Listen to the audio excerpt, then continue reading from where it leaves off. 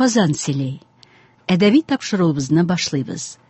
Хөрмәтле радио тыңлаучылар, хәзер без сезнең игътибарга язучы Марат Әмирханның халкыбызның сөекле шагыйре Габдулла Тукайның әнисенә багышланган Биби Мәмдүдә әсәреннән үзек тәкъдим итәбез. Башта әсәрнең язылу тарихы турында автордан берничә сүз. Ассаламу алейкум, хөрмәтле радио тыңлаучылар. Мин шактый гына тарихи романнар, тарихи әсәрләр язган кеше. Һәм менә шушы өйрәнеш чорында мин Тукай юлына да кирип китәргә мәҗбүр булдым. Чөнки берничә мәртәбә Тукайның әнисе Биби Мәмдүдә абыстайның зиратына барып, ана истәлек белән ана дуга укыган чаклар булды. Һәм шунда башка килде. Менә Биби Мәмдүдә. Ул бик күп авырлыклар күргән, бик күп кыенлыклар күргән. Һәм бик яшьли дөньядан китеп барган. Ләкин безнең милләтебезгә, безнең татар халкына бик шагыйрьне биргән бик әни ул. Ләкин ни кызганыч, менә шушы бик шәхес турында безнең татар әдәбияты, татар сәнгате дә шушы бик шәхескә карата бик битараф булып яшәгән. Һәм менә шулай уйлана торгач, мин инде Биби Мәмдүдәнең кайбер якларын чагылдырып, берәр хикәя язарым дигән уйга килдем. Ләкин тора-бара Казан утлар журналында шу фикерне әйткәч, алар мине хуплап, Марат абый, син булай кыска гына әйтеп язмалы, ни телисең шуны яз, һәм без аның Тукайның 130 еллыгына багышланган сонда укучыларыбызга тәкъдим итәбез диделәр. Һәм шулай булып килеп чыкты. 2 айда мин аны язып бетердем, һәм редакция тарафыннан да, аннан соң аны бик күп кешеләр укыды, алар тарафыннан да уңай бәя алынды. Мысы киреш башы. Биби Мәмдүдәнең әйтеп киттем инде, ул бик авырлыклар һәм бик күп кимчелекләр күргән шәхес. Аңа 10 яшь булганда әнисе үлеп китә. Әтисе бит аның Зиннатулла хәзрәт. Ул берничә елдан соң кабат өйләнә. Биби Мәмдүдәне 21 яшьтә кияүгә бирәләр. Кияү аннан 21 яшькә өлкәнрәк була. Ләкин алар бик матур һәм бик мәхәббәтле тормышта гомер кичерәләр. Ләкин бу бәхетле тормыш озакка бармый. Аның ире Мөхәммәд Гариф вафат булып китә. Тукайга бу вакытта 4 ай ярым була инде. Менә шундый фаҗигалардан соң тагын бер 3 елдан ул үзеннән шактый олы 25 яшендә 70 яшьлек бер хәзрәткә кияүгә чыга. Кияүгә чыгуның сәбәпләрен бездә гомумән аны начар хал дип саныйлар. Янәсе ул Тукайны ташлап киткән дә, Тукай ниндидер бер карчыкта яфаланып яткан дип. Ләкин чынлыкта алай түгел. Ул үзеннән өлкән хәзрәткә Тукай өчен чыккан. Чөнки хәзрәтнең инде балалары үсеп җиткән, аларыннан аерылып чыккан, ул үзенә яши. Һәм менә шу өйдә аның улы Тукайга бик яхшы мөнәсәбәт булыр дип уйлый ул. Һәм шушы максат белән менә шу үзеннән шактый зур инде карт кешегә кияүгә чыга. Ләкин бу Тукайның исемдә калганнарында дигән әсәрендә бу турыда Тукай үзе дә бик матур итеп язып китә. Бу хәзрәт аны бик матур каршы ала, аркасыннан сөеп, ашарларына биреп, калын гына итеп бал ягып, икмәк бирде дип тәфсили Тукай аның турында. Менә шундый хәлләр була инде. Ләкин бу тормышта озакка бармый, 1 елдан соң Биби Мәмдүдә үлеп китә. Ул үлгәннән соң аның әтисе Зиннатулла хәзрәт аның вафатына карата шигырь чыгара. Тукайның шагыйрьлеге менә шушы Зиннатулла карттан, Зиннатулла хәзрәттән, аның әнисе Биби Мәмдүдәдән килә. Зиннатулла хәзрәттән тулган шәхес безнең. Ләкин мин аңа да игътибарымны җәлеп итеп, менә шушы көннәрдә генә шушындай ук Биби Мәмдүдәнең әтисе Зиннатулла хәзрәт турында шулай ук әсәр язып бетердем. Аңа нокта куелды. Биби Мәмдүдә турында язган әсәрләрнең башы гына булырга тиеш. Бу шәхес турында әле миннән соң да романнар, поэмалар, шигырьләр һәм башка әсәрләр, сәнгать әсәрләре язылырга тиеш. Һәм мин үземнең шушы башлангычымны үземә үзем хуплап, рәхмәт әйтеп, менә шушы сүзләрне төгәлләп куям. Инде килеп әсәрнең үзенә күчик. Аны Татарстанның халык артисты Зөһрә Шакирҗан укый.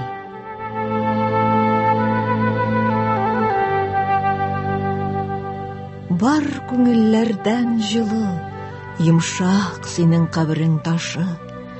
Шунда тамсын күз яшемнең иң ачы һәм татлысы. Габдулла Тукай. Мулла кызлары ана карыныннан ук дан дәрәҗә белән туа бит алар. Үсә төшкәч, гыйлемгә, укырга, язарга өйрәтәчәкләр, җитлегүгә, бер-бер динәһәленә кияүгә димләячәкләр. Остабикә сыйфатында үзләре дә балаларга аң белем бирәчәк. Аш-суда иң түргә утыртачаклар. Садаканың да иң мулы аларга. Эшеле мулласы Зиннәтулла имамның өлкән кызы Биби Мәмдүнәнең дә тормышы шушы йомык түгәрәк эшендә тәгаенләнде. Ләкин түгәрәк эшенә сыймады.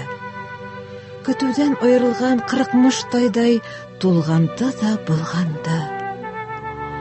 Биби Мәмдүдә барча үз эшләре кебек үк гыйшык ва мәхәббәт илә никахка кереп, Мәхдүмә җифет, сөелгән, яратылган ир хатыны булу турында хыялланды. Йөрәк түрендә йөрткән яшерен, җаны мәгъшугы да бар иде. Мәгъшук аның тормышына һич көтмәгәндә килеп керде. Бер вакыт шулай инеш кымлыгына атасының тәһарәт кымганын ышкып агартырга төшкән иде.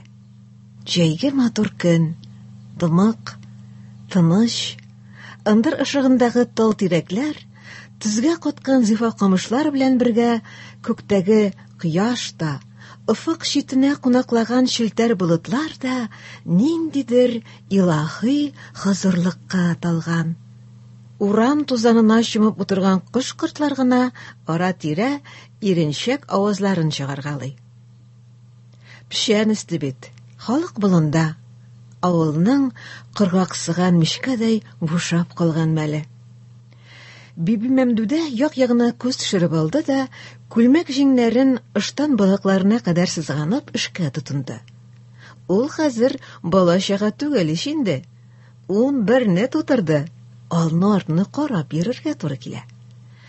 Эше ырый, кымган өстендә нурлар уйный башлады. Әнә, эше ырганга күңеле дә күтәренке, җырлар да инеш судай агыла. Сазын күп моң кылады, ишеткән таң калады. Мәрхәбә, шибәр кызыкай. Киләле, колакларыңны тышлим. Яшың җиткәч, яучы җибәрермен.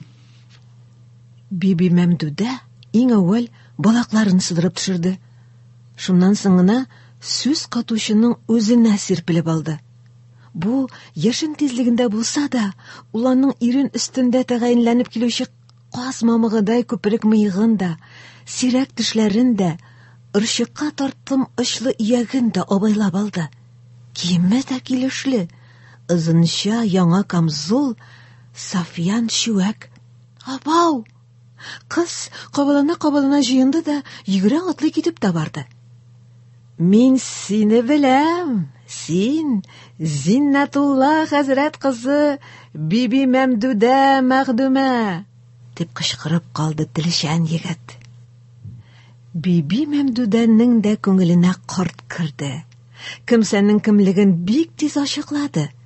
Сәмигулла мәзиннең җәмәгате Әсмә бикә абыстайның кардәше икән. Казанбаш авылы мулласы Хөснелгата имамның улы ди.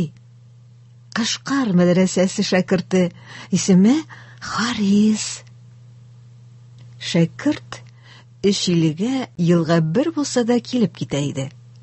Тора-бара бер-берсенә сүз дә кушкалый башладылар. Апасы аша сәлам дә җибәргәли.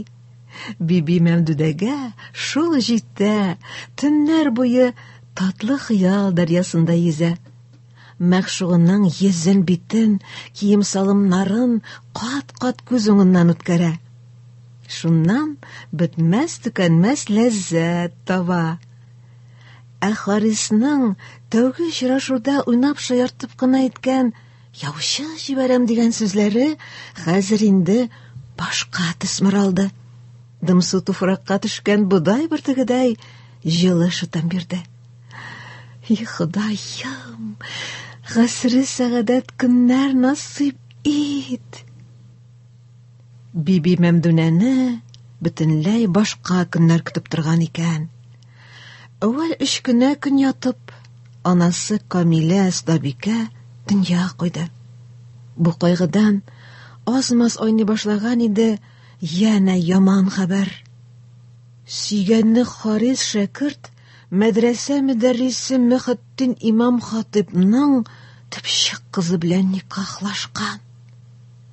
Харисны ул дастаннардагы гыйшкы хакына яуларга тулучы каһарман шаһзадә итеп үз алдына китерә иде. Бердән-бире яклаучысы, терәге, ышанычы. Алданудан да хәтәррәк хурлык кимсенү юк икән. Актыгы, мин бер вәҗүдемне сиңа иттем фида.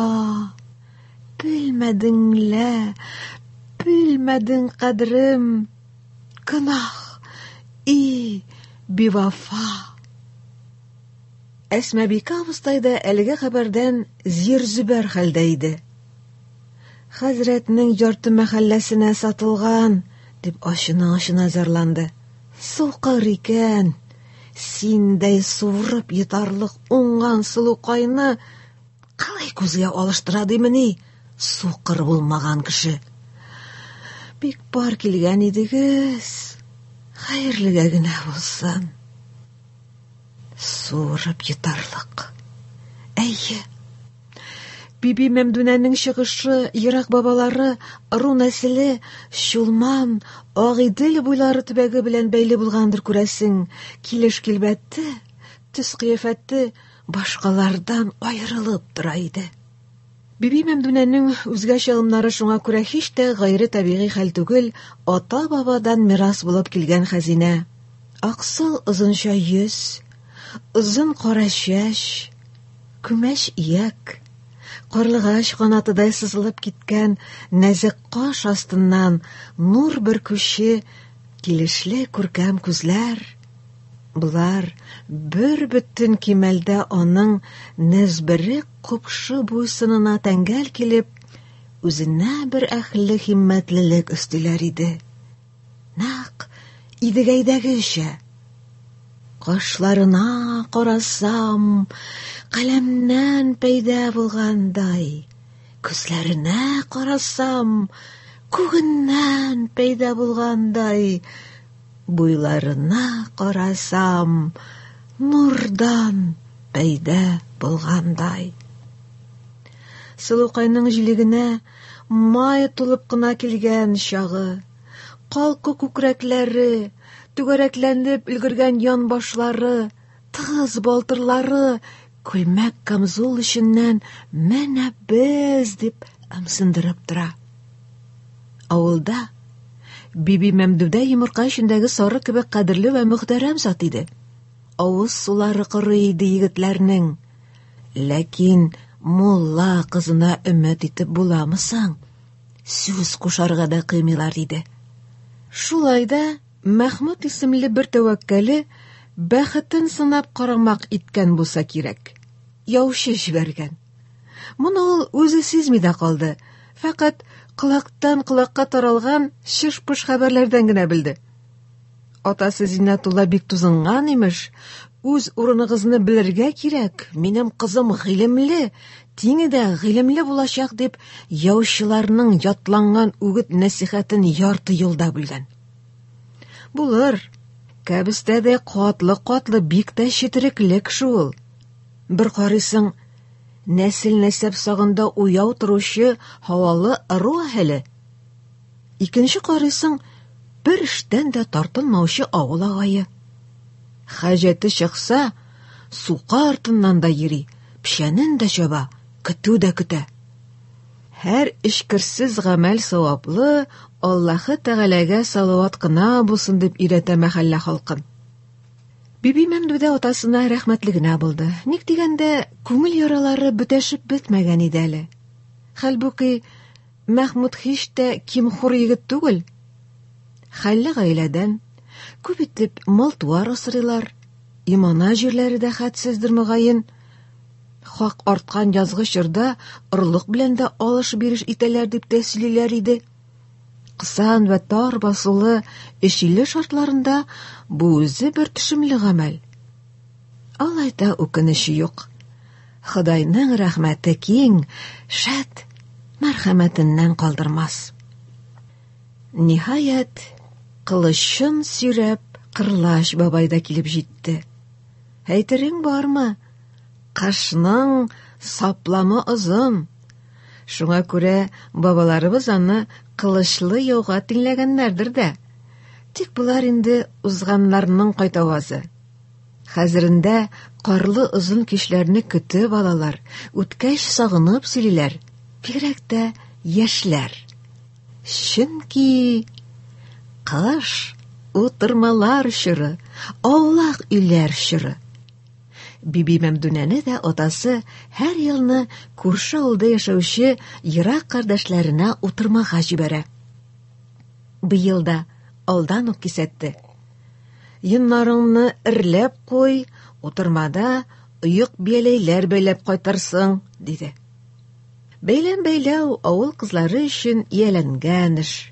Чынлыкта исә утырма, очрашу, ләштит сату, уен, җыр-бию урыны ул. Чөнки кунак кызы янына күрше-күлән нәбирәләре дә чакырыла. Кардәш апада кызлар җыйды. Авылның иң уңганнары иде. Шундук буран чыгарып дигәндәй эшкә тотындылар. Кул шөгыльдә, күз ярмый, кул белән бергә тел дә бәйдән ычкынды. Мәймүнә исемле шомырт кара күзле чибәркәй барсыннан да уздыра. Юманың юмасы. Яндашы үзара гына хәлен белешкән иде булса кирәк, авыл бөтен өйгә уран салды.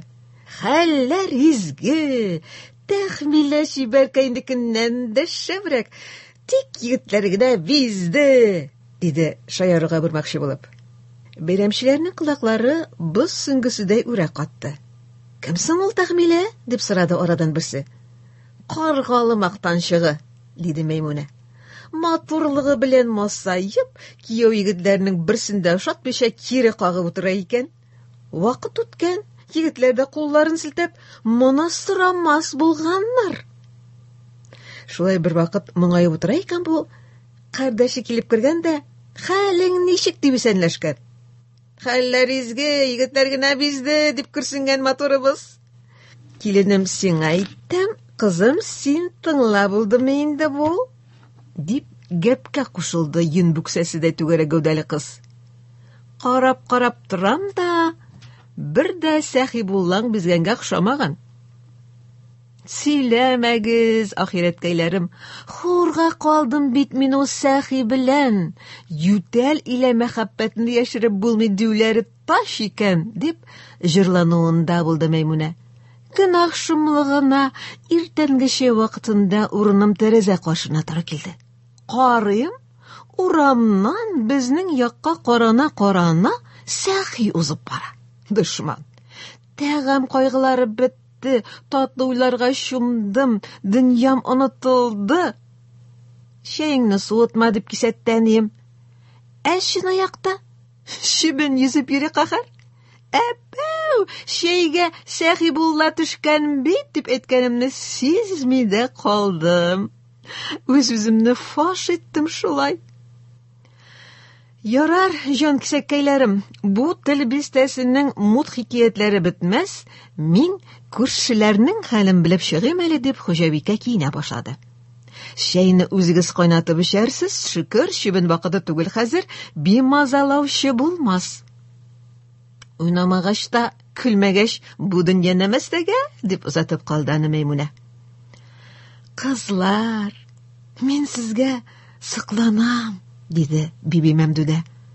Ни телисез, шуны кыланасыз. Авызыгызга ни килә, шуны әйтәсез. Бер нәрсәдән дә тартынып, кыенсынып тормыйсыз. Без бит гади халык, надан халык, диде Мәймүнә. Әлифне таяк дип тә белмибез. Менә син гыйлем иясе. Әйт әле, мәхәббәт бармы ул? Юкмы? Әй, бик беләсебез килә дип кызлар, анасыннан сыенган чибиләр кебек Мәгъдүмәне сырып алдылар. Мин үземдә сезнең сыңар бит дип Биби Мәмдүдә каршымак иткән иде дә, кызларның чын ихластан күзәтеп торуларын күргәч, ризалашмыйча булдыра алмады. Телебездә мәхәббәт сүзе йөри икән, Бу әлеге хис-тойгы бар дигәнне аңлата, диде бастырып кына. Бар нәрсә генә телгә керә. Шуннан. Кызлар Биби Мәмдүдәгә тагы да йылыша төштеләр. Ташка басылып, китап сурәтендә безгә килеп ирешкән халык дастаннарының, риваятләрнең барысы да мәхәббәт хакында. Таһир Зөһрә, Фәрхәт вә Ширин, Ләйлә вә Мәҗнүн, Йосыф вә Зөләйха китаплары моңа ачык дәлил. Мин үзем шәхсән Кылгалинең Кыссаи Йосыф мәҗмугасын бик ошатам. Зөләйха атлы гүзәл Шаһинә кечерәк кенә ыру башлыгының төпчек улы Йосыфны төшендә күреп гашыйк була.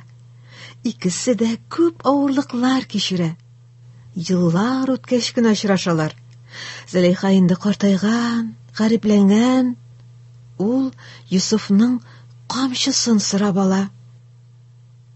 Йосыф килеп үз камчысын сунды. Хатын камчыга өрде дә кире бирде.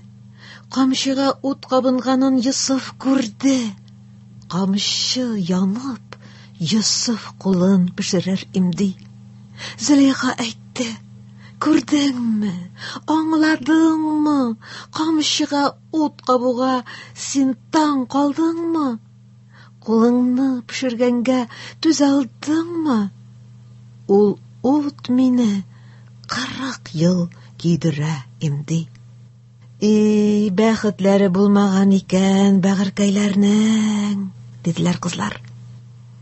Бүлдермичә генә тыңлап бетерегез, диде Биби Мәмдүдә. Хикмәт тә шунда. Мәхшукларның сагышы бәхеткә әйләнә. Аллаһның кодрәте белән илаһи көч ярдәмендә Зөләйханың элекке яшьлеге, чибәрлеге кайта. Гыйффәте дә сакланган. Кавышалар. Ике уллары туа. Шатлыкта, куанычта гомер итәләр. Өй эчендә тынлык урнашты. Сукыр лампа филтәсенең ширт-ширт итеп янган тавышы гына бу тынлыкка ниндидер серле аһаң өстейде. Мондый мәхәббәт безгә тәтеме шул, кызлар, диде Мәймүнә күрсенеп. Булмаса, әйдә, йөзек салышлы уйныйк. Йөзек салучы озын тулымнарын җилфердәтеп, идән уртасына атылып та чыкты, шәр-шәр такмак әйтергә дә тотынды. Айдыр дугая, нигә үзең генә килдең, сөйгән ярларың кая?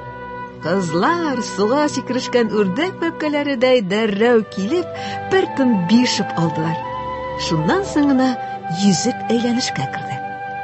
Тәүге салышталык Биби Мәмдүдә ушына уялады. Алдан сөйләшеп килешенеп куйганнар иде, ахры, аның кем кулында икәнен дә бик тиз тәгаенләделәр. Нинди җәза бирәбез, диде йөзек салучы. Җыру. Утырмачыларга әлбәттә кунакның җыр-моңга хәвәслеге мәгълүм иде. Шуңа күрә ялындырып торуның мәгънәсе юк. Җырларыбыз да мәхәббәт турында инде безнең, дип турайыбрак кына утырды Биби Мәмдүдә.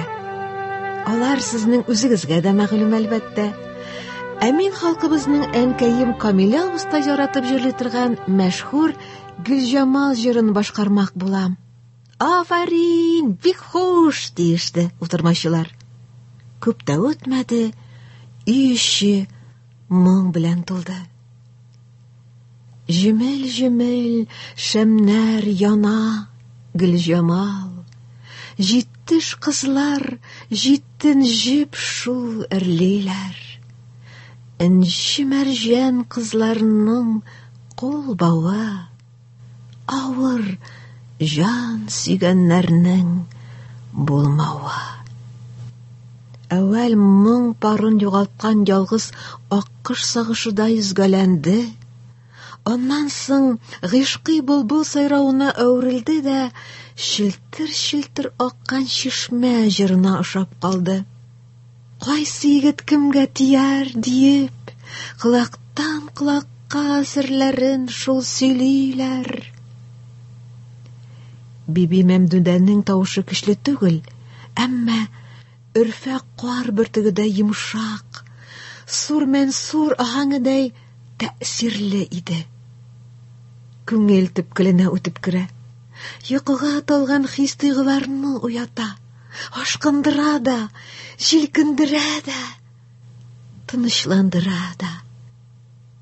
Моңың чиктән ашкан мәхдүмә, Ходай кушып, бәхетең дә мул булыр. Бу сүзләрне Хуҗабиккә әйтте. Биләмнән кайткан икән инде, самаварын да яңартып җибәрде. Гәпләшә, чәй эчтеләр. Инде бәйләмнәрегезгә тотыныгыз, балалар, Сафа сөрүнең дә чамасы була, диде Хуҗабикә. Әти-әниләрегез алдында җавап тотасы барында исегездән чыгармагыз. Биби Мәмдүдә утырмадан берничә кием ыек бияләй бәйләп кайтты. Күчтәнәчләр биреп, ат белән китереп куйдылар. Әти, каршы ал, кызың байып кайтты, дип сөйләнә өйгә узды. Шундук авызы да йомылды. Ишек катында катып калды.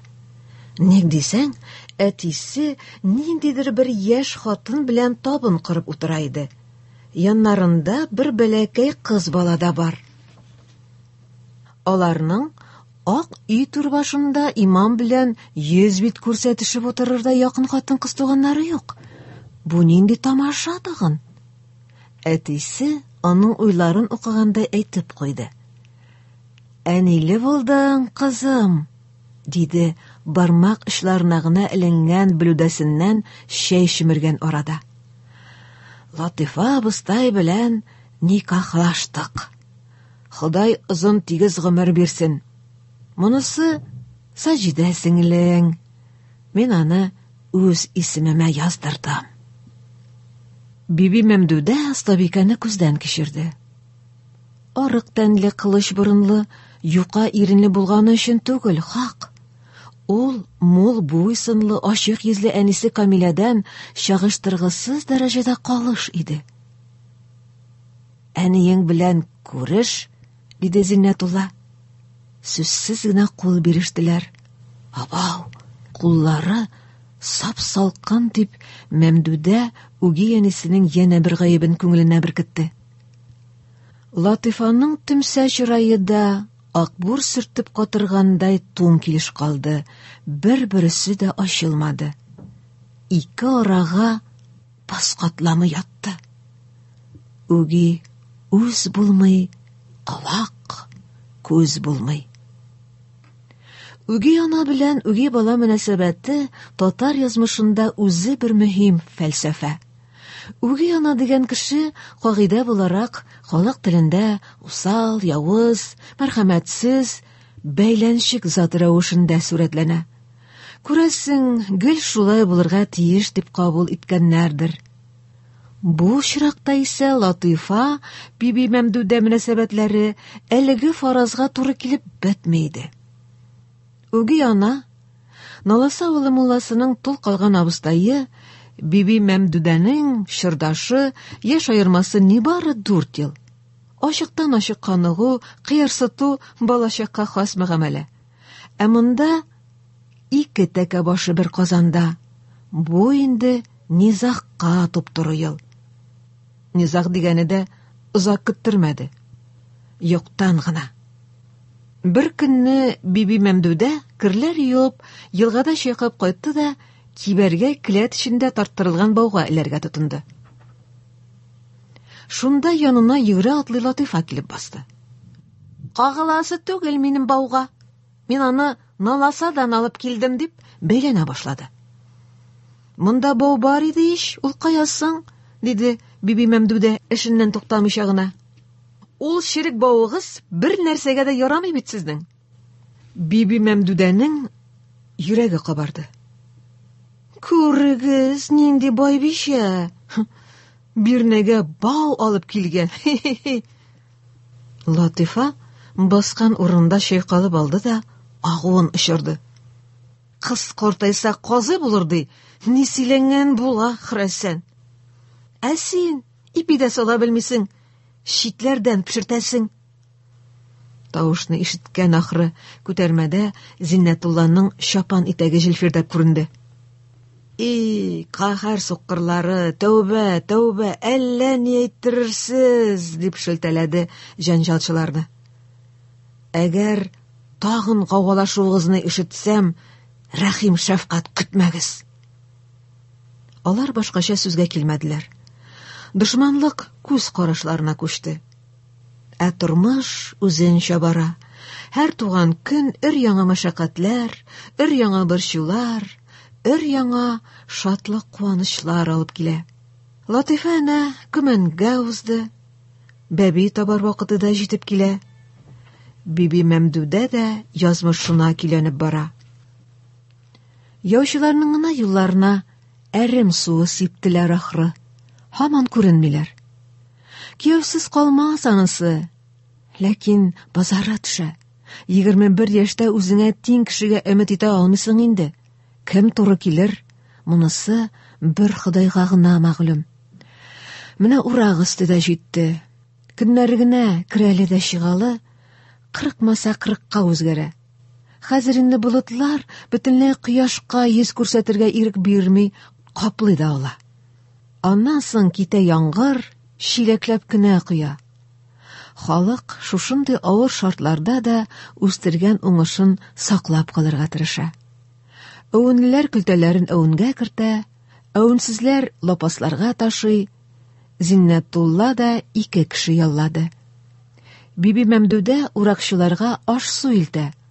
Ата кеше башта кызының бу гамәлен өнә бетермәгән иде бетерүен, яңадан күнде тагын. Бүген Биби Мәмдүдә лышма су булып сыңарып кайтты. Зиннәтулла аны булдырга чыгып көтеп тора иде инде. Тиз генә киемнәреңне алыштыр да ак өйгә кер, диде. Остабикәнең тулгагы башланган икән дип уйлап куйды кыз. Иде, андый-мондый хәл сизелми иде. Латифа табын җыеп йөри. Әтисе дисбе тарта. Кызым, сине сорап килделәр, мин ризалык бирдем. Иртәгә никах әзерлән, диде Зиннәтулла шатлыгын яшермичә. Әлхәмдүлиллаһ, әйдәгез бер дуга. Кемгә кайсы авылга икәнен дә әйт инде, интектермә кызыңны, дип Латифа да аваз салды. Кушлавышка.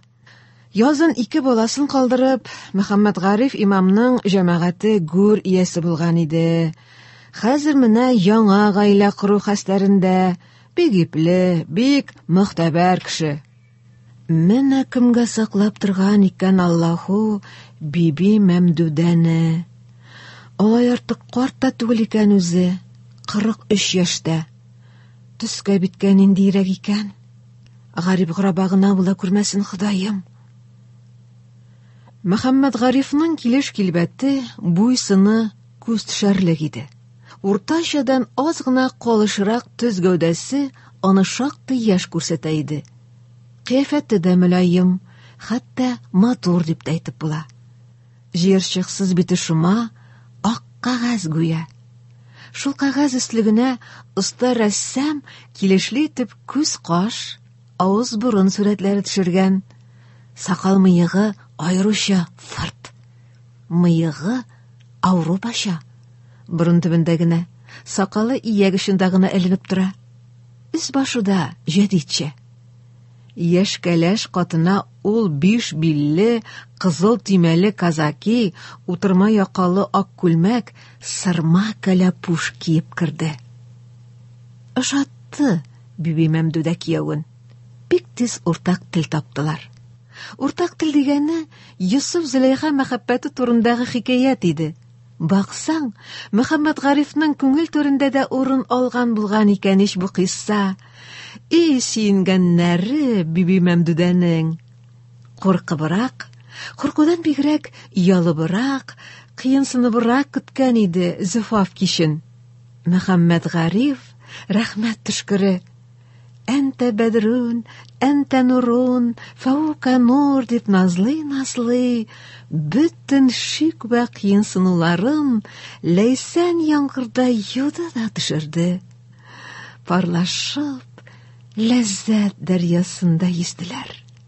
Аннан соң сөешә-сөешә шигырь әйтештеләр. Мөхәммәд Гариф: Кулак тотып дыңлаңыз ушбу сүзи, у Зөләйха Мәликзадә Тәймүз кызы, тылын айтик балкыр иди аның юзи, уҗма хишрә хур елгайна бизәримди. Биби Мәмдүдә: Зөләйха бер күнне ятып уйыр иди, Юсуфның сурәтен düşдә күрде, күрбән һаман сәгать гашык oldu, ağlayıp uyanıpdan kalуримди. Мөхәммәд Гариф: Бәян белгел, сән бәнең, бән сәнең ван, бәндән үзгә һич кемсәни сән булумаң. Биби Мәмдүдә: Бәнем гышкым, хәтереңдән сән салумаң, бәндән үзгә һич кемсәгә бакмаң имди. Кылгали милла, бу шигъри мәдхияне әйтерсеңлә шушы бәхетле кич өчен. Әхле вафа никах яләре Биби Мәмдүдә белән Мөхәммәд Гарифка багышлап чыгарган иде. Ишек ачылуга Газизә язгы күбәләктәй җилпер-җилпер әтисенең каршысына килеп басты да: "Әтием, мин шибәрме?" дип күзләренә текәлеп бакты. Зөһрә йылдыз инде син кызым, шибәрнең дә шибәре, дип Мөхәммәд Гариф бәләкәчен кочагына кертте. Күр, тәти апай шәшемне ничек матур итеп үрде, үзенең шулпасын да такты бөтенләйгә. Рәхмәт әйткәндерсең шәт, тик кызым, тәти апай түгел, сүзләре бүленде. Түр яктан Биби Мәмдүдәнең тавышы ишетелде. Мөхәммәд Гариф, бу хакта сөйләштек инде. Баланы юкка тинтерәтмә. Дөрес, бу хакта Биби Мәмдүдә килен булып төшкән көнне үк сүз булды. Чөнки әтисе икеле-микеле хәлгә урын калмасын, балалар хакында алдан ук килешеп куегыз дип кисәткән иде. Минем угияна буласым килми, диде Биби Мәмдүдә. Мөхәммәд Шәриф инде җиткән егет, мәдрәсә шәкерте, Газизә дә үсеп килә, алар үз әниләрен кемгә дә алыштырмаячак. Һәм бу дөрес. Апай дисәләр дә, түти дисәләр дә үпкәм юк, шуны гына өздереп әйтә алам. Мин мәрхәмәтле, гадел вә кайгыртучан хуҗабикә булырга бөтен көчемне бирәчәкмен. Шулайын, шулай да, без бит хәзер бер гаилә, диде Мөхәммәд Гариф. Күрәсең, ул үз фикерендә калган иде. Ир белән бәхәсләшмиләр, шуңа күрә Биби Мәмдүдә оста гына сүзне икенчегә борып җибәрде. Кара әле, син әйтәм, тегүче чакыртуны ашыктырырга иде бит.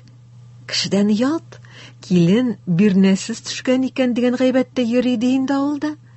Барыбызның да үс башын бер кат бүтәйтеп алып бик мәслихәт булыр иде. Кыз бишектә, җиһаз сандыкта дигәндәй, Камилә абыстай Биби Мәмдүдә тууга бирнә хәсләренә керешкән иде. Вафатыннан соң сандыгын ачып карагач, артларына алып китә яздылар. Ни генә юк иде бирнә сандыгында. Аллы бизәкле чаршау япмалар дисеңме? Астарлы тастымал сөлгеләр дисеңме? Асыл ташлы кәләпүш түбәтәйләр дисеңме? Шигүле аяк чылгаулары дисеңме? Барысы да рәт-рәт матур итеп төреп куелган. Тукымалар аерым исәптә: пыстау, буз, атлас, ефәк, бәрхәт. Хак, ана, шәфкать диңгезе. Анаңны аркаңа йөкләп 3 кат Мәккәгә алып барсаң да, бурычыңны үтәп җиткерә алмассың. Монысы да хак. Бәдретдин абзыкай Казанга җыена, Шатак шәйхи белән сөйләшергә вәгъдә бирде, диде Мөхәммәд Гариф. Шатан шәйхи ясаулы тегүче иде. Хәлле кешеләре белән генә эш йөртә. Аңа чират торалар. Кушлавышка да чана юлы төшкәч кенә килеп җитте. Төртсәң аварга торган чандыр гәүдәле кеше икән. Аның урынына кыйып куйган телмәрче килеп керүгә үк сайрый башлады. Тегүчегә ышанмагыз, тегүче угры булыр дип мәзәк тә сөйләп алды. Шулай бер вакыт яшьрәк чакта әле бер әбигә җи тигәргә дип фатирга кердем. Кием кискәндә күргән белгәннән җин юк барны сөйләп, әбәкәйне мавыктырам. Шул арада тукыманы кисеп алып, сәк ярыгыннан аска шудыра барам. Әбиебез шул кадәр мөкиббән ки, тагын сөйлә дип мазалый гына бәгыр. Күңелдән исәп-хисап ясадым да әйттем. Тагын берне сөйләсәм, бишмәтең бик кыскарыр шул, әбәкәем дидем. Минем ошбу җөмләм тора-бара халык теленә кереп, мәкалгә үк әйләнде. Шәйхи ике кулдашы, укачы һәм сәдәпчесе белән карайда урнашты. Тегү машинасы тавышы көне-төне тынмады. Биби Мәмдүдә эшләреннән риза бәхил калды. Шын күңелдән разый калып, 100 чытмый гына әҗерен түләделәр. Рәхмәт әйтештеләр. Атлар җигүле, хушлашасы гына калды. Сабыр, Шәймөхәммәт уста, күңелемдә юшкын булып калмасын дип, Биби Мәмдүдә иренә бәйрәмнәрдә генә кияргә тектергән хилләне кулына алды. Мөхәммәд Гариф, син әйтәм, зинһар өчен тагын бер киеп кара әле. Мөхәммәд Гариф абыстайлар белән ярышып булмый дигәндәй җилкәләрен сикертеп куйды да хилләне иңенә салды. Хиллә искиткеч купшы һәм мәхәббәт иде. Куе яшел төс бик килешә иде имамга. Тукымасы нитра, бәрхәт. Якасы, чабулары, җиңешләрендәге укалары инҗи-мәрҗән сипкәндәй җем-җем җимелдәшеп тора. Мөфти хәзрәттә дә юк мондай хиллә, диде шәйхи телен шартлатып. Мәккә, Мәдинәләрдә дә ушлары китәр иде. Биби Мәмдүдә бу сүзләрне кулак очыннан гына ышыртып җибәрде. Аның үз мәсләге. Ирен баскан урынында әйләндереп тулгандырып карады да әйтте. Шәймөхәммәт уста, теге йөрмсәк мәзәктәге әби мәрәкәсе чынга туры килә түгелме соң? Хәллә, кысан бит, карагыз әле. Бу җитди дәгъва иде. Тегүчеләр Мөхәммәд Гарифны сукыр ширки урынына сырып алдылар. Сыйпаштырдылар, тарткаладылар, үлчәштерделәр. Мин бер хилафлыкта күрмим, диде шәйхи ниһаят. Таптаман дип хуплады бу карарны укачы. Таман икәнен Биби Мәмдүдә үзе дә күрә, сукыр түгел, әмма аның хәләлен мәхәббәт гәүдәле итеп күрәсе килә. Хәлләсе иркенрәк булганда фаразан. Остабикәннең ниятен сизгәндәй, сәдәпче үз тәкъдимен җиткерде. Төймәләрен күчеребрәк тагыксың, урыны бар, диде. Шулай эшләделәр дә. Хәлләсен кигәч, Мөхәммәд Гариф калынайып киткәндәй булды. Биби Мәмдүдәнең дә авызы йырылды. Шатлык өстенә шатлык, яратышуларының җимеше булып, Биби Мәмдүдәнең карнында яңа җан яралды. Тартымсызга ахшый, тибенә үк башлады, диде булачак ана, куанычына тиенеп.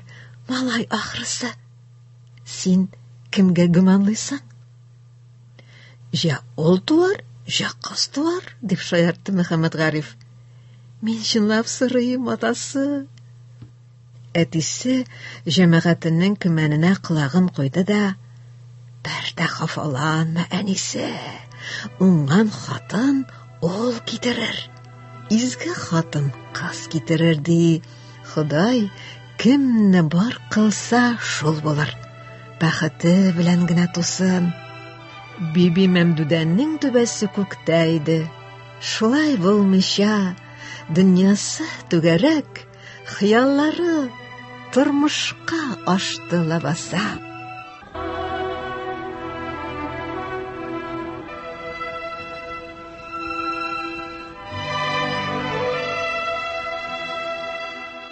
Сез язучы Марат Әмирханның халкыбызның сөекле шагыйре Габдулла Тукайның әнисенә багышланган Биби Мәмдүдә әсәреннән үзек тыңладыгыз.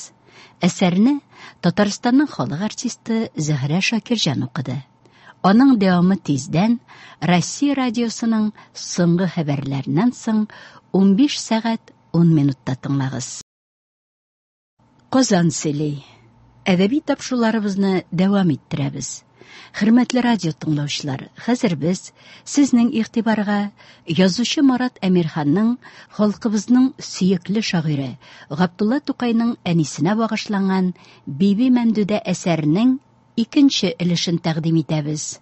Аны Татарстанның халык артисты Зөһрә Шакирҗан укый. Баланы ул авыр күтәрде. Юктан гына күңеле булганда, һаман саен укшый, ашавын да сайлана, әле бу, әле теге дигәндәй, нәфесе 40-ка үзгәрә. Бәләкәй чакта улар елгадан яулык белән балык сүзәләр иде. Балык дисәң хәтерен калыр, елгасына күрә инде. Шәнти бармак кадәрле шалтиннар. Бер вакыт күңеле үтереп шул шалтиннарны тели башламасынмы? Иренә әйтергә мәҗбүр булды. Балыклар боз астында бит әле әнисе, диде Мөхәммәд Гариф иплегенә. Карлар өрүен көтмичә булмастыр мөгаен. Бәлкем, Казаннан алып кайтыргадыр. Анда балык базары ел әйләнәсе эшли бит. Улың бирәзә шалтиннарын сорый шул, әтисе. Шарасы төкәнеп, шидарлыгы калмагач, Эшиледән балан китертте. Аны тун килеш учлап капты. Шалтиннар онытылды. Шулай көн арты көн үтте. Бала табар вакыты да җитте. Кендек әбисе Шәмсебәдәр кортка хәлен белергә килгәч, җомгадан калмассың, Аллаһы боерса, исән мин котылырсың дигән иде. Гыманы дөрескә чыкты. Нәкъ 2 көннән тулгагы башланды. Тулгак төнгәчә сузылды. Иләктәй җәйл, туздай брыш, күңелең дугада булсын дип өйрәтеп торды Шәмсебәдәр карчык. Кыенсынып та маташма, алагаемга кычкыр. Барыбызның да башыннан үткән. Иншалла, исән имин котылырсың. Ах!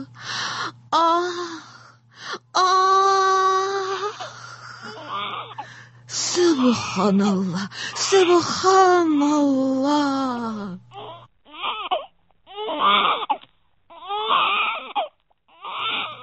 Шәмсебәдәр учларына гына яктырып, Норасыйны ак биләүгә китереп салды. Кендеген мин кисәм, яшен Аллаһу бирер, бир рәхмәтикә ярхамәр рәхимин. Абыстай, тирбиеле кадәр дә юк бит бу бала. Ай-хай, яшәмәс, дип пышылдады кулдаш хатын. Кичкенә дә төшкенә, күрмисеңмени, нинди тере бала, күзләре ахак төймәдәй чәтрәннәп тора. Тибенүенә генә кара, туып өлгермәгән, инде ирек даулый хәчтерүш. Кем? Улмы? Кызмы? Дип белеште ана хәлсез тавыш белән. Хәзрәтне шатландырып, ир бала алып кайттың, Солтанбикә, ару дәвамчысы. Малайга Габдуллаҗан дигән исем куштылар. Жарылыйм әле, гөрлим әле, бәбкәм йокласын, җыламасын, дуламасын, әлли-бәлли, бәү, бәү. Сабый иреннәрен чәп-чәп итә-итә ләззәтле йокыга талды. Ананың бәхеттән ташкан Мәнсур вә Музаффар күңеле исә әле һаман моңга тулышкан халәттә иде. Көй үзеннән үзе агыла. Вәгазь әйтик сезләргә, хакым биргез безләргә, яшең җитсен йөзләргә, Нәүрүз, Мөбәрәкбат, Шаһадбат, шәһәтбат, Нәүрүзгә мөбәрәкбат. Балага тән биргәндә ана, сөт биргәндә ана, тел биргәндә ана, көй биргәндә ана. Моннан да дәрәҗәлерәк, моннан да игелеклерәк вазифа юк бу җиһанда, һәм була да алмый. Шулай булмаса, Пәйгамбәребез дә җәннәт аналар аяк астында дип тәкрарлап калдырмас иде. Биби Мәмдүдәнең хәтерендә ирексездән кузы күрпәч белән Баянсылу дастаны яңарды. Ул аны яттан белә иде. Әнисе, калын кара урманнарны ничек үтәрсең, бәбкәем? Кузы күрпәч, әтинең көмеш балтасы бар, юкка кайгырма, әнкәем. Әнисе, бик киң олы суларны ничек үтәрсең, бәбкәем? Кузы күрпәч, әтинең ялтыр көзгесе бар, кайгырмашы, әнкәем. Әни кайгырмый димени, бәбкәенә җанын ярып бирергә әзер ул, җил яңгыр гына тимәсен. Бишек янә селкенгәндә итте. Биби Мәмдүдә чыбылдык читен бармак очларына гына чиметеп тотты да, улына күз төшерде. Ә ул уянган икән инде. Күр, төлкене ничек мыштым гына әнисенең сөенеч куанычларына ифрат китеп ята. Алма йөзендә җилбер көлемсерәү балкый. Шул арада тыңлаусыз тәпиләрендә уйнаткала бала. Әссәламәгаләйкем, я сәйидем. Вәгаләйкем әссәлам, абыз мулла егетем. Биби Мәмдүдә улын уйнатмак булып бишек эченә кулын сузган иде дә, тегесе аның ниятен хупламады күрәсең, чырайын сытты. Аннан бөтенләй авызын бәлештәй бөрештереп, елап ук җибәрде.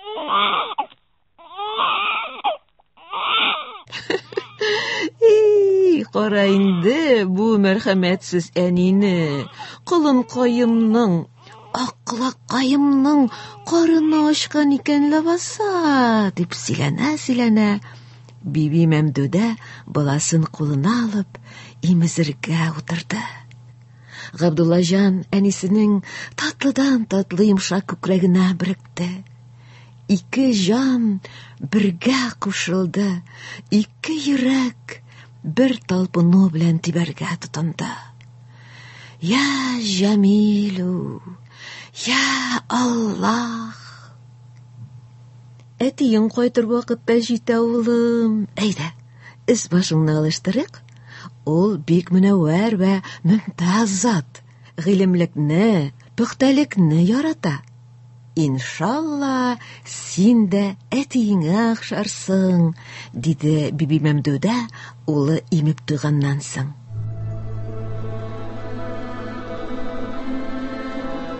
Нә кызганыч, 1886 елның 29 августа Биби Мәмдүдәнең тәкъдир дәфтәренә язылган бәхетле көннәрнең соңгысы булган икән. Тоташ шатлыктан торган 14 ай күз йомганчы узган да киткән. Чынында да тынгысыз иде малай. Кая ул тыныч кына ятып тору, ялт карана, тикшеренә, куллары ял белми, тарта, төшерә, вата. Үз дигәне булмаса, киреләнеп, дөньяны шаулатып, елый, колакларын гына төссен. Улыбызга бүген 4 ай ярым тулды, диде Биби Мәмдүдә бер көнне ирен мәчеткә озатканда. Дугада бул. Аллага шөкер, бик күркәм кимәлдә үсеп килә. Әлхәмдүлиллаһ дип, әти кеше улын үпеп алды. Көн бүген бик матур, җылы да, җиңелчәрәк киенсәң дә ярар.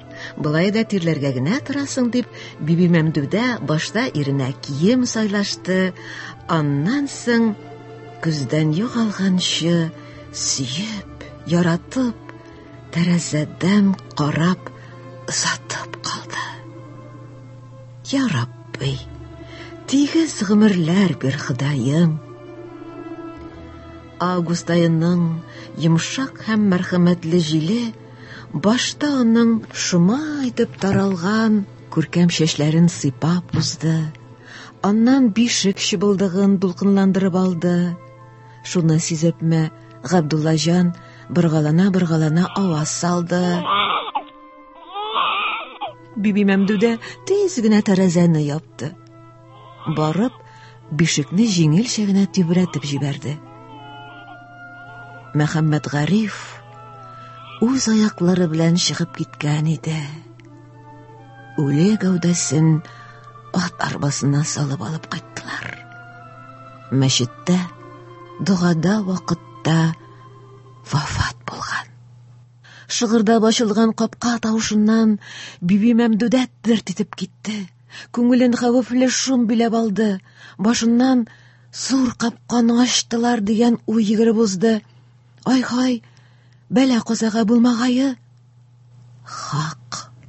Шым шул ук мизгелдә өттергеч кайнар дулкынга әверелде.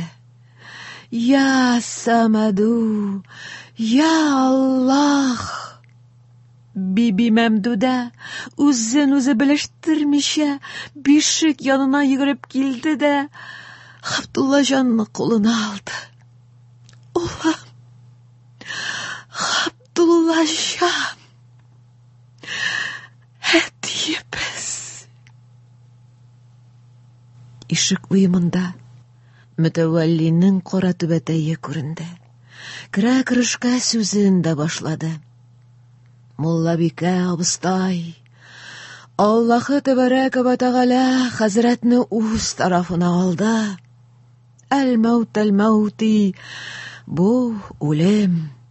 Дөньяда без барыбыз да бер-ике көнлек кунак кына. Искәрмәстән, Биби Мәмдүдәнең күз аллары караңгыланып китте.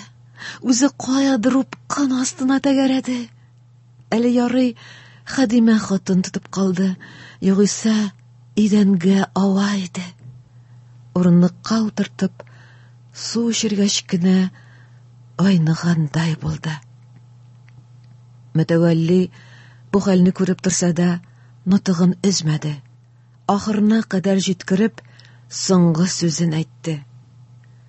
Без хәзрәтне мәчеттә юдык, гүргә әзерләдек, монда өен күрсәтергә генә алып кайттык.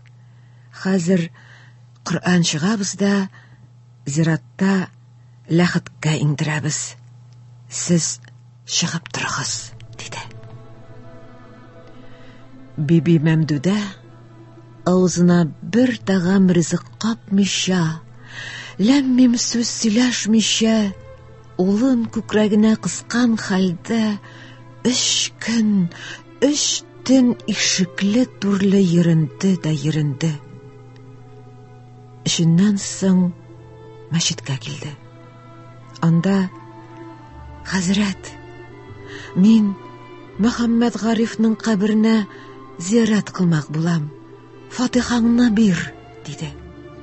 Зиратка бару, каберне күрү һәм дуга кылу иратка да, хатын-кызга да бердәй дәрәҗәдә фарыз, диде тегесе. Бу пәйгамбәребезнең сөннәте. Рәхмәт, булар миңа мәгълүм, әмма сезнең Фатиханы да аласым килгән иде. Биби Мәмдүдә иренең әле кипшенергә дә өлгермәгән туфракларын сыйпап дуга кылды да сыгыну катыш үтенечен җиткерде. Минем сөйкле хәләл җеветтем Мөхәммәд Гариф. Менә мин тол. Улың үксез калды. Безгә бик тә авыр. Шул дәрәҗәдә авыр ки, синнән башка кушлавычта мин бер генә көндә яши алмыйм. Кушлавыш минем өчен барыннан да элек син ул. Ә синсез сагыштан саргайып үләргә генә кала. Безнең бердән-бер улыбыз Габдулла җаныбыз бар. Мин аның хакына яшәргә бурычлы. Ходай шулай язган күрәсең. Бахил бул. Син һәр вакыт күңелем түрендә булырсың. Зиннатулла хәзрәт кызының килен булып төшкән җирен ташлап китәргә җыенуын өнәп бетермәде.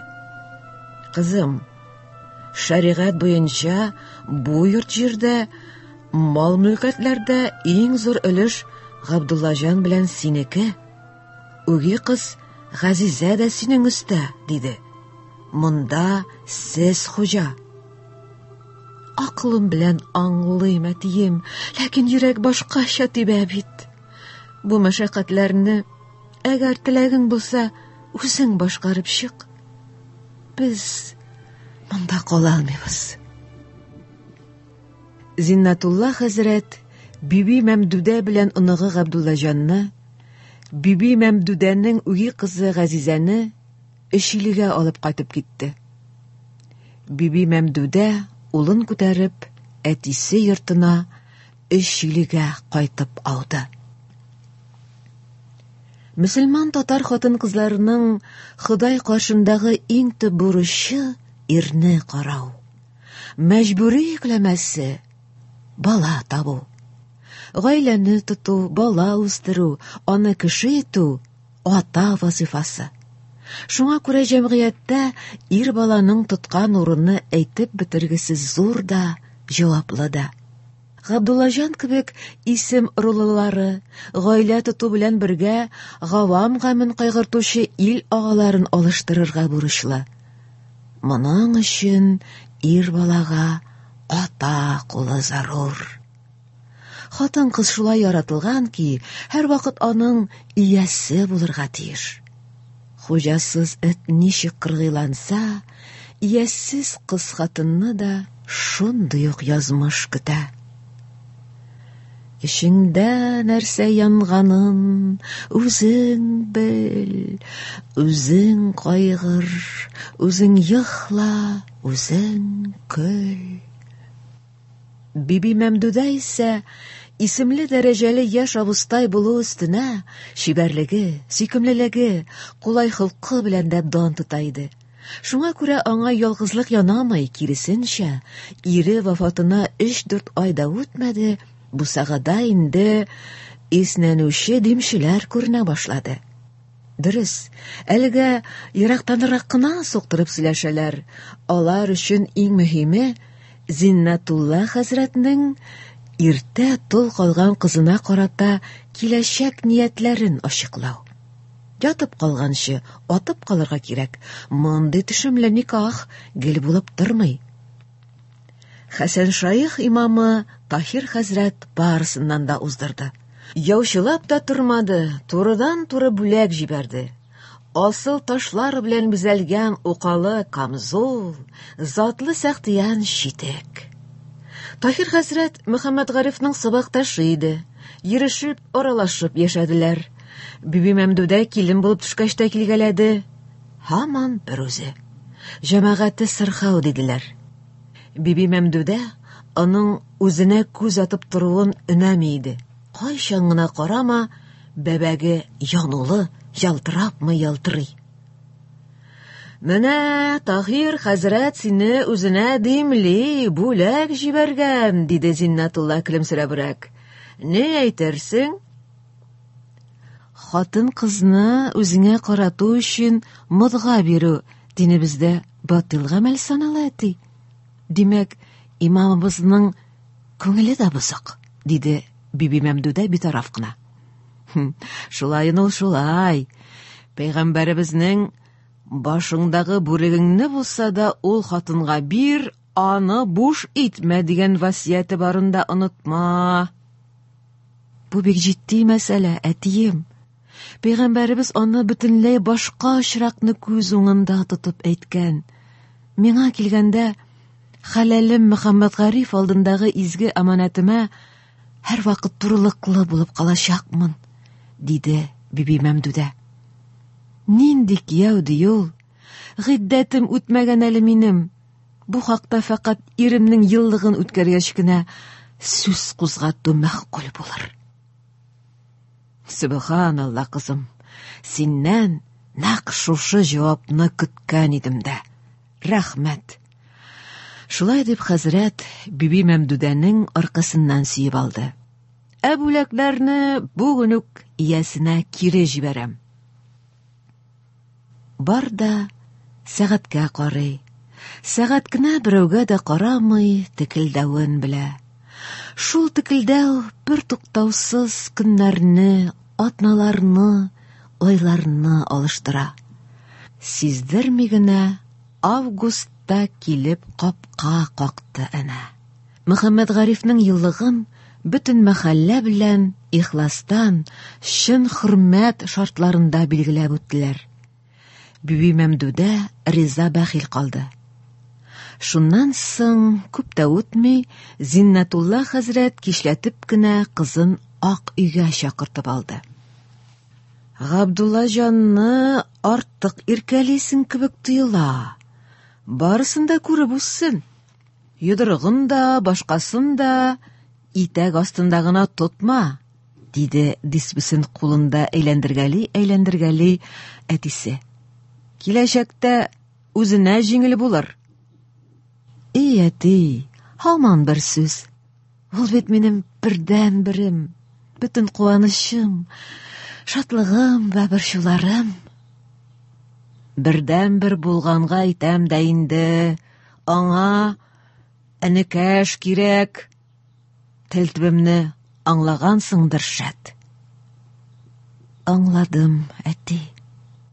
Озын сүзнең кыскасы, бер яшь мулла безнең белән туганлашырга өмет итә. Мәхәлләсе Казан янындагы бер зур гына авылда икән. Хикмәт шунда ул минем туган ягымнан, Чулман далаларыннан. Нәсел-нәсәпләребез дә бик мәслихәт. Үзеңнән яшь кешегә кияүгә чыгу мөселман хатын кызына килешеп бетәрме соң? Дип Биби Мәмдүдә әтисенә күтәрелеп карады. Безнең милләттә җиңгәшәләренең кайнынеләренә бару бик мәгъкүл санала. Хан булып ханнарыбыз да бу гореф-гадәтне чит итмәгән. Мөхәммәд Әмин хан Фаразан җиңгәсе Үрбәт ханбикәгә өйләнгәч, чын милләтпәрвәр хаким булып җитешә, халык арасында шагыйрь сыйфатында да абруй казана. Беләм, диде Биби Мәмдүдә, тирәнгә керми генә.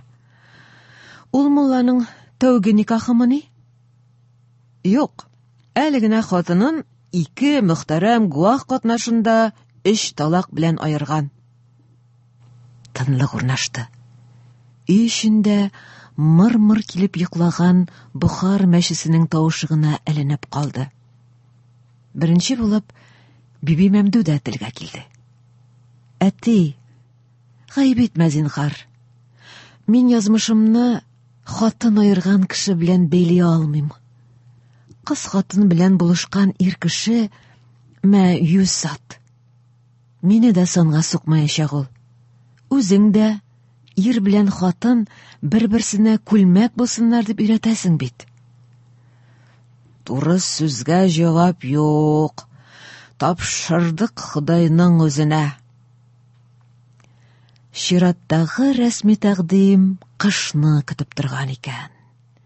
Ләкин монысы әвәлгеләренә караганда да бивафа иде. Хәтта үги әнисе Латыйфа Муллабикә дә өнәмәде. Җүләрләнмә, хәзрәт, шул карткамы? Синең үзеңнән дә 10 ел алданрак туган бит ул, диде. Бер үк кызыңа әйтеп, кәефен кыра күрмә. Зиннатулла бу кисәтүне игътибарга алмады. Кызым, әлеге никах тәкъдимен кире кагасыңны алдан ук белеп торам, диде Биби Мәмдүдәгә.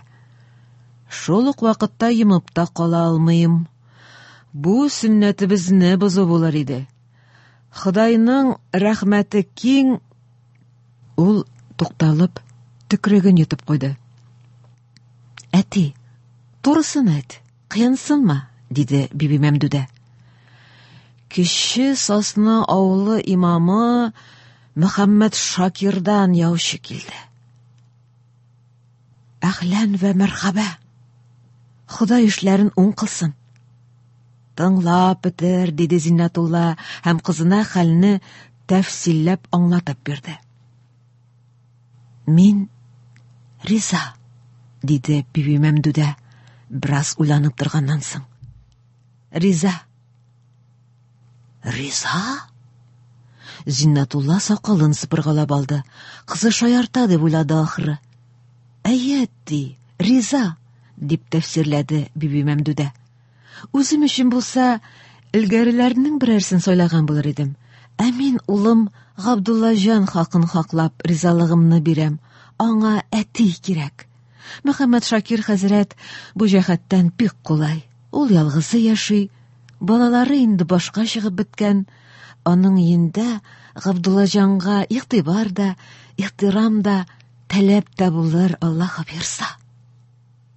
Зиннатулла Әлхәмдүлилләһ, кызым, дип дуга укып куйды да дәвам итте. Габдуллаҗанны никахтан соң ук үзең белән алып китә алмыйсың. Йоласы шулай. Берәрсенә вакытлыча асрамага калдырып торырга туры килер, диде. Латифа абыстайга шаныш юк, күреп торасың, 5-нчегә авырлы. Үз мәшәкате мәшәкать. Борчылма, әти. Мөхәммәд Гарифның бер туган энесе Шакирҗаннар сыйдырып торыр әле, диде Биби Мәмдүдә. Туган апасы Газизә дә утырмага кайткан дип ишеттем, бер-берсенә иптәш булып яшәп алырлар.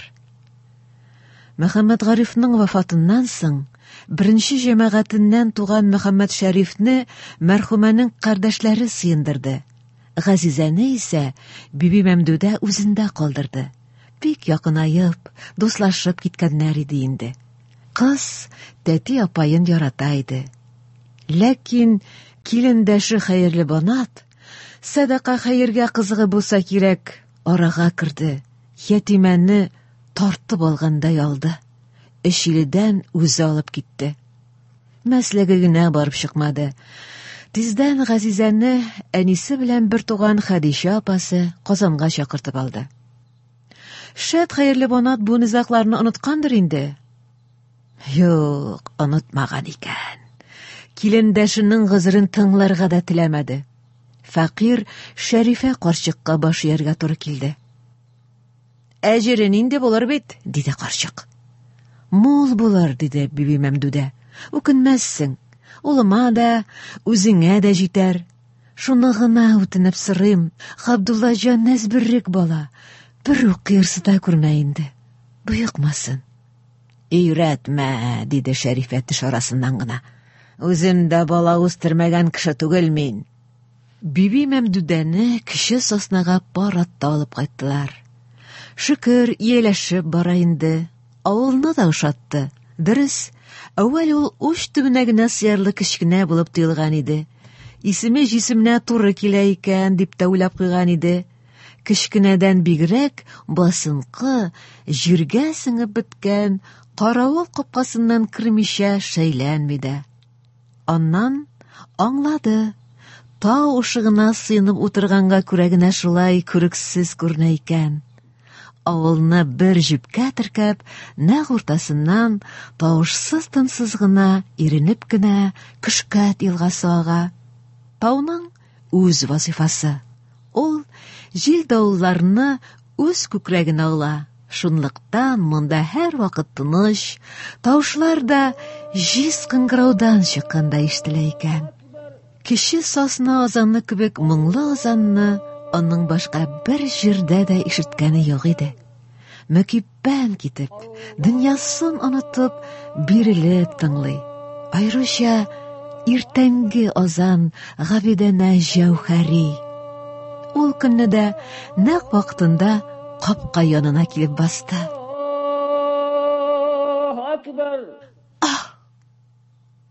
Азан өзелде. Юк, азан üzülmedi, arkasına kimdir sıyık şıbık bilen sıdırdı. Bu iri Muhammed Şakir idi. Көнчеллеге шул кадәр көчле иде ки, урамга чыгу, кешеләр белән аралашумысың, яшь хатынын ашка да сайланып кына, анда да берәр ышанычлы карчыкка ияртеп җибәрә иде. Үзе бик шәһвәтле вә дәхи дә ярсу табигатьле иркәмәше. Дәрте чамадан арткан. Эх, дәрманы да шулай ташып торса икән. Юк шул. 70 яшь, гамәл яше түгел, 70 яшь, хатыр яше. Бу кысыр уеннар Биби Мәмдүдә өчен газапның газабы иде. Әмма бер алыштыргысыз яхшы ягы бар. Ул үз дигәненә нәкъ менә шушы уеннар вакытында ирешә. Сүзен шул чакта үткәрә. Ә йөрәген әрнетүче, төн йокыларын качыручы үтенече алда иде әле. Сүз башларга базмыйчарак йөрүе. Бер көнне шулай да тәвәккәлләде. Кара әле, син әйтәм, Мөхәммәд Шакир, теге дип төртелеп калган атлы булды да, кайнарланып иренә йылышты. Ни нәрсә әйтергә теләгән идең, диде Мөхәммәд Шакир наз эчендә эреп туйгач. Әйт.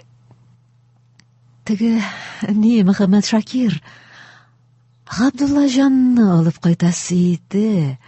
Син бала яратасың бит, дип хатын иренең салпы ягына кычагы белән салам кыстырды. Хәзрәтнең үз балалары башка чыгып беткән иде инде. Ара-тирә ыныклары гына килештергәләп йөри. Ярар, диде Мөхәммәд Шакир бик тиз килешүен белдерде. Иртәгә ат җибәрермен. Сүзендә торды ир.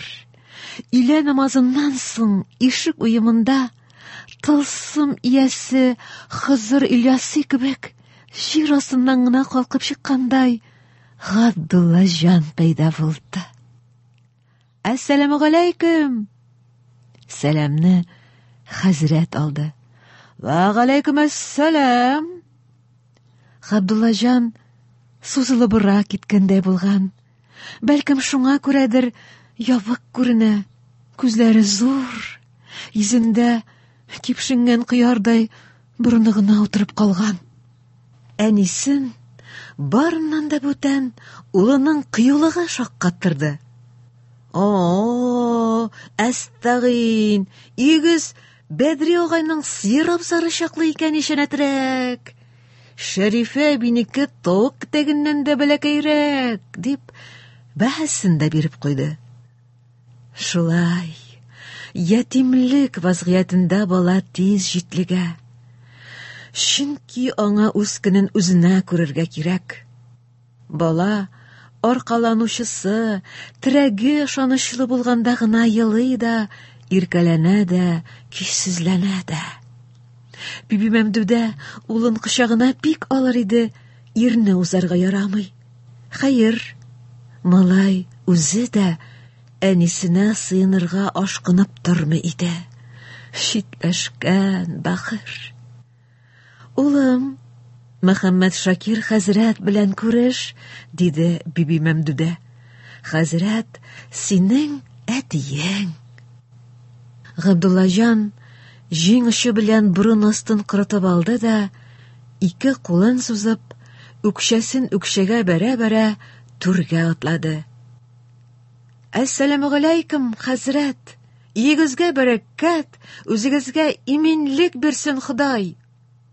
Мөхәммәд Шакир бу тәмле телле сүзләрен өлкән сыйныф мәдрәсә шәкерте шикелле сәйләндә тезеп кенә чишелеп сөйләшүче каз муенлы тапкыр малайны ошатты булса кирәк. Ирен читләре белән генә елмайганда әйтенде дә, «Рәхмәт, мәхдүм, рәхмәт», дип сөякчел куллары белән такыр башыннан сыйпаштырып торды.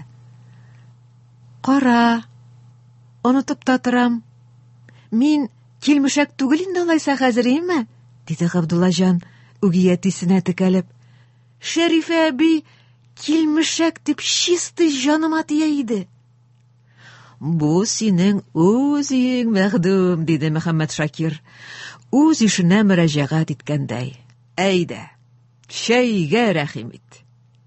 Хадимә хатын табынны әзерләгән иде инде. Әти кеше улына үз кулы белән майлы ак күмәчкә бик мулдан кәрәзле бал ягып бирде. Габдуллаҗан шиксез шат иде. Аннан бигрәк әнисенең куанышы эченә сыймый. Мөхәммәд Шакир Габдуллаҗанны кабул итте бит, үз итте. Бу минутта аның өчен Мөхәммәд Шакирдан да мәрхәмәтлерәк, рәхимлерәк кеше юк иде. Рәхмәт, хәзрәт, мәрхәмәтегездән ғәҗизмен. Илаһи Кадир Биби Мәмдүдәгә язгы яктылыкка ияреп, яна бәхет кошы кунда. Җире күге белән шатлыклы көннәр килде. Хәзрәт мәчеттә вакытта алар икәүләшеп, көлешә-көлешә ишек алдында, бакчада мәш киләләр. Аларга кушылып кояш көлә, кояшка кушылып җиһан көлә, җиһанга кушылып табигать ана көлә. Инде әнә яшел ширәм борын төртте, алмагачлар бергә йомарланды. Озакламый тирә-якка хушис таратып чәчәк татарлар. Дөнья сөенеч белән мөлдерәмә. Һәр җан иясе куаныч ва шатлыкта. Күр инде ул мактанчык әтәчне генә, киртәдән киртәгә генә сикерә, күкрәк киерүле. Габдуллаҗан урак койрыкның кыланмышына карап торды да, шигъри тизмә тизеп китте. Әтәч кунган читәнгә тавык җырлый китәктә, шивиләре шип-шип килә. Эх, матурсың бу иртә. Каян уйлап табасың буларны, дип сәерсенде әнисе. Бала гына ишәле син. Мин уйлап тапмыйм, әнием, юк. Алар үзләреннән үзләре тел очына килә. Менә тагын берсе кунды. Кәҗә әйтә, мә. Сарык әйтә, бә. Бир димиләр, мә, бә диләр. Нинди юмарт бәтиләр. Әтиең Мөхәммәд Гарифка охшагансың. Ул Коръәнне дә яттан белә иде. Мин бик күп җырлар да беләм әле, диде Габдуллаҗан. Ишетүгә отам да алам. Бу яктан миңа охшагансың, дип елмайды бәхетле ана. Биби Мәмдүдә ширен яшереп йөрде. Үтәр әле. Кемнең эше китми дә башы артмый дип үзен үзе юатты. Әшир азды гына. Эше утырды утыруын, ләкин солкылдап авыртуына чыдар хәле юк. Әйтерсең лә пычак белән телеп алалар. Хәлне иренә чишми чарасы калмады. Зәхмәт дигән, эш күрергә кирәк, диде Мөхәммәд Шакир. Эш күрүнең дә үлән төнәтмәләренең дә файдасы тимәде. Әҗәле җиткән булган икән. Атна эчендә барсы да хәл кылынды. Газраил төнлә дым караңгыда килде. Әҗәл ясе төшләнү сәбәпле бераз көтеп торды. Соңгы төше, әйдә, миннән булсын яхшылык дип уйлады ахры. Төш түгәрәкләнеп килә иде инде. Мин төш күрдем. Гүя мин бер зур шах имеш. Таҗыма тезгән инҗе, мәрҗән, ахак имеш. Нинди күркәм якты йорт. Биби Мәмдүдәнең бер түбә астында бу кадәр биниһая күп халыкны тәүге тапкыр күрүе иде. Җыен диярсең. Хәлбуки, җыен кешеләренә бөртек тә ошамаганнар. Кием салымнары үзгә, йөз чырайлары үзгә, кыланмышлары үзгә. Каз йомыркасыдай шума битле, химмәтле әфәнделәр арасында буянган, ясанган туташлар да бихисап. Барысы да мөнбәр түрендә кулларын уйната-уйната нытык тотучы урта буйлы, ыспай киемле, үзләре кебек үк сакал-мыексыз кәлтәфи әдәмгә текәлгән. Җырлап торам, торган җирем тар булса да, курыкмыйм, сөйгән халкым бу татар булса да. Шигърән тилават мәдхия алкышларга күмелде. Афарин! Афарин! Биби Мәмдүдә әүвәл әлеге копшы шишән телмәрне мөгаллимгә тиңләгән иде. Юк, сүз остасы шагыйрь икән. Әнә нәрсә ди? Дөньяда бик аз булыр чын шагыйрь Габдулладай. Ул караңгы төндә яктырткан матур ак тулган ай. Ул бик уй, нечкә хис-тәгризләргә бик бай, диям. Бар урыннардан аның урынын кадерле дәү, диям. Биби Мәмдүдә сискәнеп китте. Габдуллаҗан да Тукайлар тукымыннан иш. Мөнбәр иясендә дә Мөхәммәд Гариф чалымнары. Чалымнары гынамы, буйсыны, килеш-килбәте, таш, ике тамчы су, охшашыпмы охшашканнар. Хак, бу аның улы. Субханалла! Нинди күркәм вә тылсымлы төш. Баксаң, Биби Мәмдүдә, Мәрьям анадай, Фирдәүси, Низами, Кылгали, Мөхәммәд ярлар кебек олуг шагыйрьгә тормыш биргән илаһи зат икән лабаса. Ул мөнбәр янына бармакчы булды. Аяклары тыңламады. Бәгыр кисәгем дип кычкырмак итте. Теле әйләнмәде. Чөнки нәкъ шушы мизгелдә Газраил чалгысына кайрагын ышкып куйган иде. Вакыт чигенде, манзара алышынды. Ана белән бала бергә иде инде. Җитәкләшеп сахрада йөрүләре. Газраил яна кайрагын чалгысына тигезеп алды. Шуны гына көтеп торгандай, шау-шулы ирмә купты. Дөбер-дөбер тау-таш ишелде. Әйтерсең лә җир меңләгән кыргый атлар иренең тояк астында калды. Габдуллаҗан куркынып әнисенә сыенмак иткән иде дә, җил ирек бирмәде. Ул да булмады. Зилзилә эченнән ике башлы кара кош атылып чыкты. Чыкты да ыргытылган таштай туп-туры Габдуллаҗан өстенә төште. Әнием! Коткар, әнием! Биби Мәмдүдә чарасыз калды. Харап итә бит балакаемны, ничекләр юлып алыйм соң дип üzгәләнсә дә, бу хәшәрәт гыйфрит алдында көчсез иде ул. Улым, күз нурым, бәхил бул, улым.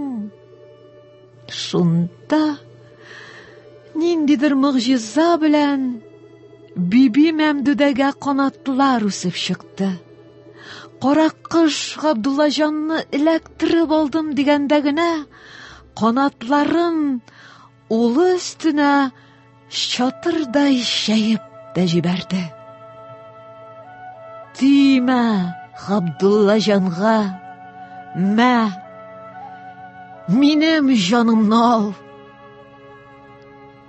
анаң әле Тукай буласы бар.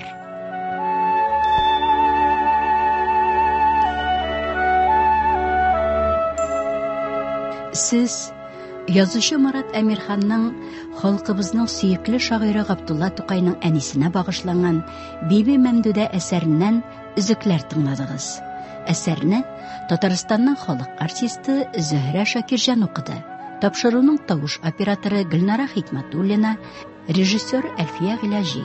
Әдәби тапшыруыбыз шушының белән тәмам.